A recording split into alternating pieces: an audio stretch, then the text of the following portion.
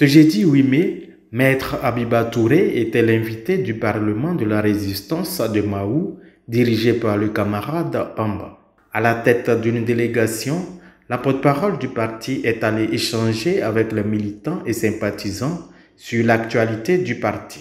D'entrée, Maître Abiba Touré rassure l'Assemblée quant à la candidature du président Laurent Gbagbo pour l'élection présidentielle prochaine. Pour elle, c'est le vrai combat à mener. Le président Laurent Gbagbo est bel et bien candidat.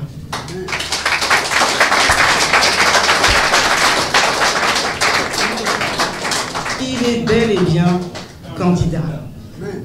Et c'est important de le dire, de le répéter, aussi longtemps que nécessaire. Il est bel et bien candidat.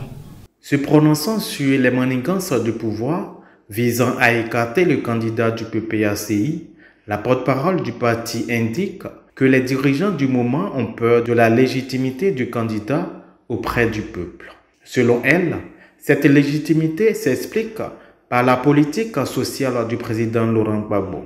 Une légitimité qui fait de lui le porte-voix des opprimés, d'où l'initiative du mouvement Trop c'est trop, la suite logique de l'appel de Benoît. Vous savez, et je dis souvent, la vraie légitimité, et c'est ce qui leur fait mal, hein, la vraie légitimité, c'est pas de s'asseoir sur un fauteuil présidentiel et de se faire répéter à longueur de journée « je suis le président, parce qu'on ne se ment pas à soi-même. La vraie légitimité, on la tient du peuple. Mais c'est celui qui a peur du peuple qui n'est pas légitime. Et justement, nous avons cette chose précieuse que le pouvoir RHDP n'a pas, c'est le soutien du peuple. Le président Laurent Gbagbo l'a. Et ce peuple aujourd'hui dit partout, dans les marchés, dans les quartiers, dans les villages, nous, c'est Gbagbo, on connaît, c'est Gbagbo. Et ça là, c'est fondamental. C'est ce que le RHDP enviera toujours au président Gbagbo. Sa légitimité auprès du peuple. Et quand un peuple a décidé, plus rien ne peut l'arrêter. Plus rien. C'est pour ce peuple-là que le président Laurent Gbagbo a créé un vrai parti. Un parti structuré. Un parti de conviction. Le PPACI. Le premier professeur du PPACI doit être le peuple. C'est comme ça qu'on pourra le servir au mieux de ses intérêts et non pas au mieux des intérêts du PPACI ou des politiques. Nous ne devons jamais perdre ça de vue. Mais ce combat ne se limite pas au PPACI. Vous savez, un jour, le président Gbagbo, en observant le pays, a compris que la souffrance ne s'arrêtait pas à un parti politique. C'est le peuple qui souffre. Et il faut tenir compte de la souffrance du peuple. Il a vu la colère monter, les injustices s'accumuler.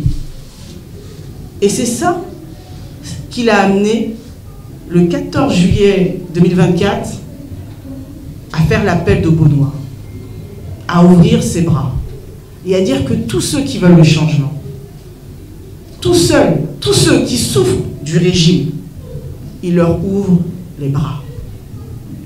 Ce n'était pas un slogan. Il a mandaté le président exécutif à l'époque pour entendre tout le monde, mais pas que les partis politiques, la société civile, les leaders d'opinion, même des anonymes. Il voulait entendre ce que les gens pensaient de la situation. Il a ouvert ses bras. Et de toutes ces rencontres, un seul cri lui est remonté. Les gens ont peur, les gens souffrent, les gens sont fatigués, les gens sont déguerpis, les gens sont expropriés, les gens en ont marre. C'est comme ça qu'il a synthétisé tout ça en disant trop, c'est trop. Alors le président Gbagbo a compris que ce n'est pas un conflit de politiciens, c'est un cri de survie du peuple. C'est pour ça qu'il a créé le mouvement Trop c'est trop.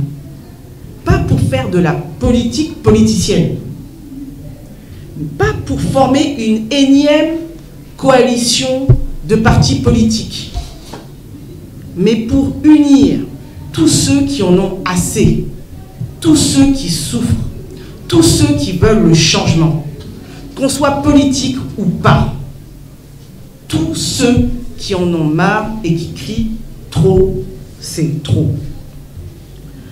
Quand un enseignant est arrêté parce qu'il ose réclamer son salaire, parce qu'il demande de meilleures conditions pour former nos enfants, ce n'est pas seulement un fonctionnaire qu'on fait taire. En réalité, c'est la voix de la vérité qu'on étouffe. C'est l'avenir de nos enfants qu'on sacrifie. Même si ce n'est pas ton frère, même si ce n'est pas ton mari, même si ce n'est pas ton fils, ce jour-là, quand on arrête un enseignant, c'est l'éducation de tout un peuple qu'on humilie. Alors nous souffrons tous, ça nous concerne. Quand une famille est déguerpie au petit matin, qu'on détruit sa maison, ses souvenirs, sans compassion, sans solution, sans pitié, ce ne sont pas que des murs qu'on abat, c'est une dignité qu'on piétine. C'est une vie qu'on jette à la rue, dans la poussière. Et même si ce n'est pas ta maison, même si tu dors encore sous un toit chez toi aujourd'hui, dis-toi bien, il faut qu'on se le dise tous, ce qui arrive à ton voisin peut arriver demain.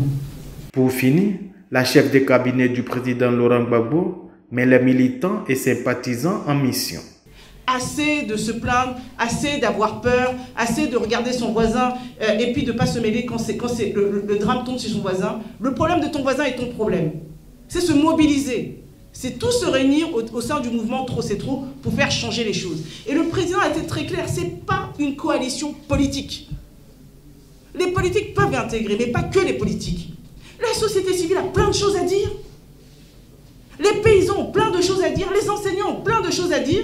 Ce pays n'appartient pas qu'aux politiques, il nous appartient à nous tous. Voilà le sens du mouvement Trop c'est trop.